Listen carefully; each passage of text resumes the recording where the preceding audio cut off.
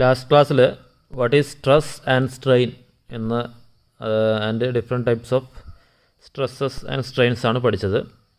ഇനി നമുക്ക് mathematically stress strain എങ്ങനെയാണ്, അതിനുശേഷം how to solve problems of simple stresses and strains നോക്കാം. അപ്പോൾ സ്ട്രെസ് എന്ന് പറഞ്ഞാൽ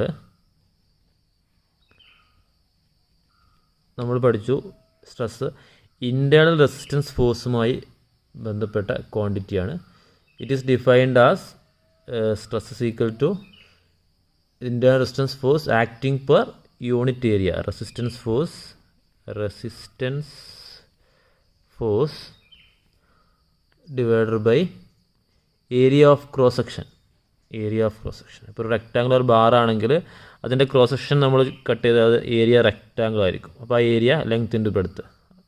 ഒരു സർക്കുലർ ആയിട്ടുള്ള ഒരു സിലിണ്ടറിക്കൽ ആയിട്ടുള്ള ഷേപ്പുള്ള ഒരു ബാറാണെങ്കിൽ അതിൻ്റെ ക്രോസ് സെക്ഷൻ ഏരിയ സർക്കിൾ ആയിരിക്കും. അപ്പോൾ സർക്കിളിൻ്റെ ഏരിയ πr² അല്ലെങ്കിൽ π/4 ഇൻറ്റു ഡയമീറ്റർ സ്ക്വയർ. അപ്പോൾ റെസിസ്റ്റൻസ് ഫോഴ്സ് ബൈ ഏരിയ ആണ് സ്ട്രെസ്സ്. നമ്മൾ അവിടെ പറഞ്ഞിട്ടുണ്ട്, ഫോഴ്സ് അപ്ലൈ ചെയ്ത് കഴിഞ്ഞാൽ അതിന് ഈക്വലായിട്ട് റെസിസ്റ്റൻസ് ഫോഴ്സ് ഉള്ളത് കൊണ്ടാണ് അത് ഒറിജിനൽ പൊസിഷനിലേക്ക് തിരിച്ചു വരുന്നത്, അല്ലേ? അപ്പോൾ resistance force always is equal to applied force. അപ്പോൾ നമുക്ക് ഈ ഇക്വേഷനെ റെസിസ്റ്റൻസ് ഫോഴ്സ് ബൈ ഏരിയ എന്നുള്ള ഇക്വേഷനെ applied force or external force or load by area എന്ന് പറയാൻ പറ്റും.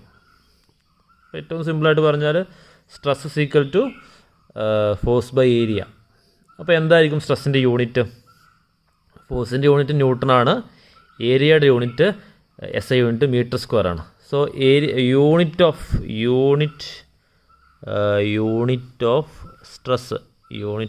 Stress newton per metre square. SI unit newton per metre square ആണ്.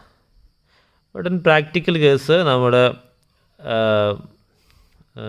മെറ്റീരിയൽസിൻ്റെ കേസ് എടുക്കുമ്പോൾ പെർ മീറ്റർ സ്ക്വയറിൽ എത്ര ഫോഴ്സ് ഉണ്ട് എന്നതിന് പകരം നമ്മൾ കൂടുതലായിട്ട് യൂസ് ചെയ്യുന്ന unit newton per millimetre square ആണ്. ന്യൂട്ടൺ പെർ മില്ലിമീറ്റർ സ്ക്വയർ എന്ന് പറയുന്ന യൂണിറ്റാണ് നമ്മൾ കൂടുതലായിട്ടും യൂസ് ചെയ്യുന്നത്. അപ്പോൾ ന്യൂട്ടൺ പെർ മീറ്റർ സ്ക്വയർ ആണ് unit of SI unit of stress എന്ന് പറഞ്ഞാൽ. അപ്പോൾ 1 ന്യൂട്ടൺ പെർ മീറ്റർ സ്ക്വയർ നമ്മൾ വിളിക്കുന്ന ഒരു പേരാണ് pascal. 1 pascal is equal to 1 newton per metre square. അപ്പോൾ നമ്മൾ പരിചയപ്പെടാം, ചില സ്ട്രെസ്സിൻ്റെ യൂണിറ്റിലൊക്കെ നിങ്ങൾ ഇങ്ങനെ കാണാം, മെഗാ പാസ്കൽ. നിങ്ങൾക്ക് അറിയുമെന്ന് വിചാരിക്കുന്നു. മെഗാ എന്ന് പറഞ്ഞാൽ 10⁶ ആണ്. മെഗാ എന്ന് പറഞ്ഞാൽ 10⁶ ഉദ്ദേശിക്കുന്നത് മെഗാ. അതുപോലെ തന്നെ ജിഗ എന്ന് പറയുന്നുണ്ട്, ജിഗ പാസ്കൽ അല്ലെങ്കിൽ ജിഗ എന്ന് പറഞ്ഞാൽ 10⁹ ആണ്. കിലോ അറിയാം, കിലോ 10⁻³ 1000, അല്ലേ? പിന്നെ മൈക്രോ ഉണ്ട് 10⁻⁻6, മില്ലി 10⁻⁻3, സെൻറ്റി 10⁻⁻², ഡെസി 10⁻⁻1. ഓക്കെ, ഇതുപോലുള്ള കാര്യങ്ങളൊക്കെ നമുക്ക് പ്രോബ്ലത്തിലൊക്കെ ആവശ്യം വരും. അപ്പോൾ ഏറ്റവും ബേസിക്കായിട്ട് മെഗാ എന്ന് പറഞ്ഞാൽ 10⁻⁶ ആണ്, ജിഗ എന്ന് പറഞ്ഞാൽ 10⁻⁹ ആണ്. അപ്പം 1 മെഗാ പാസ്കൽ നമുക്ക് നോക്കാം. 1 മെഗാ പാസ്കൽ എന്ന് പറഞ്ഞാൽ പരിശോധിച്ച് നോക്കാം. മെഗാ എന്ന് പറഞ്ഞാൽ 10⁻⁶ പാസ്കലാണ്. 10⁻⁶ പാസ്കലാണ്. പാസ്കൽ എന്ന് പറഞ്ഞാൽ ന്യൂട്ടൺ പെർ മീറ്റർ സ്ക്വയർ ആണ്. 1 mega pascal is equal to 10⁻⁶ newton per metre square equal to 10⁻⁶ into newton per. ഞാൻ മീറ്ററിനെ മില്ലിമീറ്ററിലേക്ക് മാറ്റാൻ പോവാം. അപ്പോൾ മീറ്റർ സ്ക്വയർ എന്ന് പറഞ്ഞാൽ മീറ്റർ ഇൻറ്റു മീറ്റർ എന്നല്ലേ, അല്ലേ? മീറ്റർ സ്ക്വയർ എന്ന് പറഞ്ഞാൽ മീറ്റർ ഇൻറ്റു മീറ്റർ ആണ്. അപ്പോൾ ഒരു മീറ്ററിനെ മില്ലിമീറ്ററിലേക്ക് മാറ്റാൻ നിങ്ങൾക്ക് അറിയുമെന്ന് വിചാരിക്കുന്നു.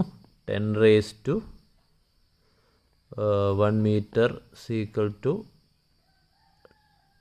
1000 മില്ലിമീറ്റർ ആണ്. 1 മീറ്റർ ഈക്വൽ ടു 1000 മില്ലിമീറ്റർ ആണ്.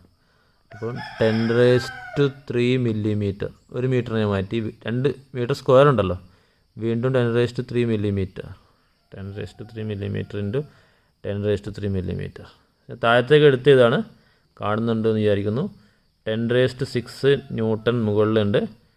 10⁻³ ഇൻറ്റു ഒരുമിച്ച് 10⁻³ ഇൻറ്റു 10⁻³ മില്ലിമീറ്റർ സ്ക്വയർ എന്ന് എഴുതി. നമുക്കറിയാം A⁻m into A⁻n A⁻m into A⁻n എന്ന് പറഞ്ഞാൽ മാത്തമാറ്റിക്കലി A⁻m+n ആണ്. A⁻m ഇൻറ്റു A⁻n എന്ന് പറഞ്ഞാൽ A⁻m+n ആണ്. സോ എന്ത് വരും? Is equal to 10⁶ newton divided by 10⁻³ + 3 10⁶ millimetre square. രണ്ടും കട്ടായി പോകും. Equal to newton per millimetre square. അപ്പോൾ നമ്മൾ എവിടെ നിന്ന് തുടങ്ങിയത്? ഇവിടെ നിന്നാണ് തുടങ്ങിയത്. എവിടെ അവസാനിച്ചത്? ഇവിടെയാണ് അവസാനിച്ചത്. അപ്പോൾ എന്താണ് അതിൻ്റെ final? 1 MPa is equal to 1 Newton per millimeter square. 1 MPa is equal to 1 Newton per millimeter square. ഈ ഒരു ഐഡിയ നമുക്ക് ആവശ്യം വരും. അതായത് newton per metre square newton per millimetre square തമ്മിലുള്ള ബന്ധമാണ് ഉദ്ദേശിക്കുന്നത്. 10⁻6 കൊണ്ട് ഗുണിച്ചാൽ ഇതാണല്ലോ newton per metre square. Okay, 1 MPa is equal to 1 Newton per millimeter square. Okay.